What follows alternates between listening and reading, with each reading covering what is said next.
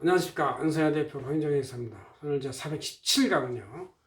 이번 2020년에 대해서 2021년 중 회계감사를 하는 현장에서 주의 있게 살펴볼 회계쟁점 10가지를 한번 말씀드리겠습니다. 기본적으로는 회계를 할 때는 항상 재확인, 원점에서 다시 시작해보고 공익 피해가 있는지, 이해 관계자를 보호하는지 의심해보는 것이죠. 왜냐하면 이제 한 회계법인 하나, 회계사 한 명의 의심이 바로 수만 명, 수천 명의 이해관계자를 보호하는 공익보호 기능이 있기 때문에 우리들은 이제 대신해서 의심한다는 것, 다른 조직을, 다른 사람을 의심한다는 것이 이제 사실 그렇게 하고 싶어하는 해는 아니지만 그걸 해야만 공익이 보호된다, 그런 얘기죠. 그래서 한번 제가 회계감사 연말 감사를 얼마 안 두고 나서 이제 한번 더 다시 확인하기 위해서 행인 인발 우계봉이라고 떠나기 전에 마지막으로 한번 다시 점검하는 거예요. 자, 첫째, 수익인식 기준에 대해서 다시 한번 봐라. 일반적 기준은 이제 인도 기준인데, 인도를 하고 나서도 이제 실제 물건이 잘 안 되면 반품되기도 하고 이런 게 있어가지고, 해외 현장에 수출 나가는 것은 현장에 있는 기술자가 확인 검사를 해서 그 회사 이름으로 확인 통지가, 합격 통지가 왔을 때 기준이냐, 이걸 한번 다시 봐야 돼. 그래서 그냥 물건만 반출했다고 되는 게 아니고 실제 현장에 나가서까지 어떤 그 프로세스를 거치는지를 한번 봐야 되겠다.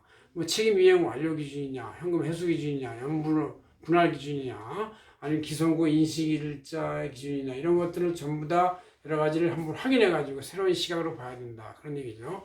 이 계속감사인의 경우는 이제 매년 하니까 의문이 제기되지 않아서 무수한 일에 빠질 수가 있지만, 민원덮개 발등 찍힌다고 그래서 한 번 더 확인해 보는 절차를 하면은 새로운 시각이 보이기도 하고, 회사의 계속적 기업에서 관행이 바뀔 수도 있고 실제 현실이 바뀔 수도 있기 때문에 이것은 이제 한번 의도적으로 한번 재확인해 볼 필요가 있다, 그런 얘기죠. 특히 요새 코로나 시대니까 더욱더 그래요.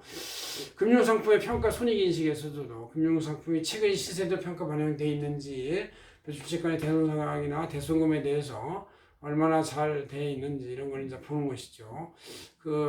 대손금도 특히 코로나 시대의 양극화 현상이 심하기 때문에 회사의 매출 채권이 잘못되는 경우도 있을 수 있다는 것을 이제 염두에 둬야 돼요. 네 번째로, 종속회사나 관계회사, 유가증권에 대해서 평가를 또 보수적으로 해야 된다. 왜냐하면 회사의 재무제표가 특히 2020년의 경우는 코로나 실적으로 인해서 안 좋을 수도 있어요. 물론 이제 2020년보다 2021년에도 문제가 될 수가 있는데, 재무 실적이 잘 나와 있는지를 보면 잘 나와 있으면 그 가치를 유지할 수 있지만 잘 안 나오면 평가 가물해야 될 수도 있다, 그런 얘기죠. 그다음 다섯 번째로, 연구개발비와 무형자산에 대해서도 다시 재평가를 해야 되겠다. 회사가 미래를 위한 연구개발할 때 이것이 회사의 수익을 가져올 것이냐, 아니면 무형자산을 계상해 놨는데 이게 실제 회사의 가치가 있는 것이냐, 이런 걸 한번 봐서 상대방 연구개발 해당이 되는 것, 또 무형자산 해당이 되는 그 자산의 실제성, 가치성을 평가해야 되겠다, 그런 얘기죠. 그 다음에 리스액의 처리 기준은 모든 리스, 운용리스나 금융리스에 거쳐서 이제는 다 금융리스로 해서 자산과 부채를 재무제표에 반영하는 언밸런스 효과로 바뀐 지가 이제 2년 돼 가죠. 그래서 이것도 리스는 이제 전부 다 운용리스를 할지라도, 매월 얼마씩 지급 운용리스를 할지라도 그것을 금융리스로 땡겨가지고 회사의 왼쪽에 자산에 부채에 오른쪽에 반영을 해야 된다, 그런 얘기죠. 그 다음 이제 모든 자산 부채에서 거품이 껴있을 가능성을 판단해야 된다. 특히 요새 저금리하고 재정 지출의 증가로 인해서 주식, 부동산 등 자산이 고평가되어 있거나 아니면 많이 올라가 있다고 느끼는 사람도 있으니까 이것이 실제 가치가 있는지를 보기 위해서 거품을 제거하는 문제가 있을 수 있다는 얘기죠. 한번 신중하게 볼 필요가 있다, 그런 얘기예요.